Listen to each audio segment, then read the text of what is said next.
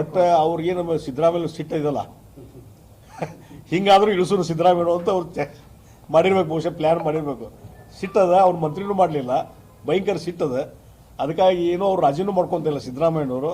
ಅದಕ್ಕೆ ಈ ನೆಪದ ಮೇಲಾದ್ರೆ ಸಿದ್ದರಾಮಯ್ಯ ಮನೆ ಕಳಿಸೋಣಂತ ಬಹುಶಃ ಹರಿಪ್ರಸಾದ್ ತಂತ್ರ ಮಾಡಿದ್ದಾರೆ.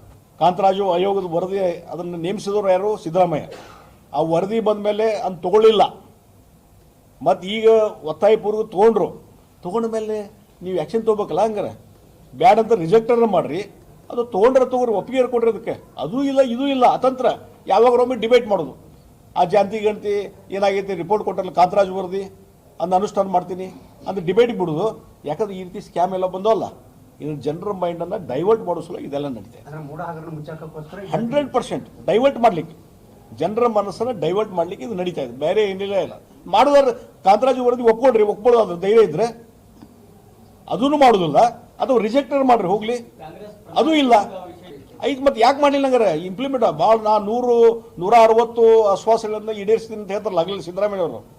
ಇದನ್ನ ಮುಖ್ಯವಾದಂಥ ಇದನ್ನ ಅದನ್ನ ಇದು ಮಾಡಲಿಲ್ಲ, ಈಡೇರಿಕೆ ಮಾಡಲಿಲ್ಲ ಅವರು. ಹೇಳ್ಬೇಕಲ್ಲ, ಮ್ಯಾನಿಫೆಸ್ಟೋ ಪ್ರಕಾರ ಮಾಡ್ಬೇಕಾಯ್ತಲ್ಲ, ಹೇಳೋದಕ್ಕೆ ರೀಸನ್ನು ನೋಡ್ರಿ. ಅವ್ರಿಗೆ ಅದನ್ನ ಜಾರಿ ಮಾಡೋ ಮನಸ್ಸಿಲ್ಲ ರೀ. ಸುಮ್ಮನೆ ಹಿಂದುಳಿದ ವರ್ಗದ ಬಗ್ಗೆ ಮಾತಾಡ್ತಾರ, ಜಾರಿ ಮಾಡೋ ಮನಸ್ಸಿಲ್ಲ ಅವ್ರಿಗೆ, ತಿಳ್ಕೊಂಬರ್ರಿ.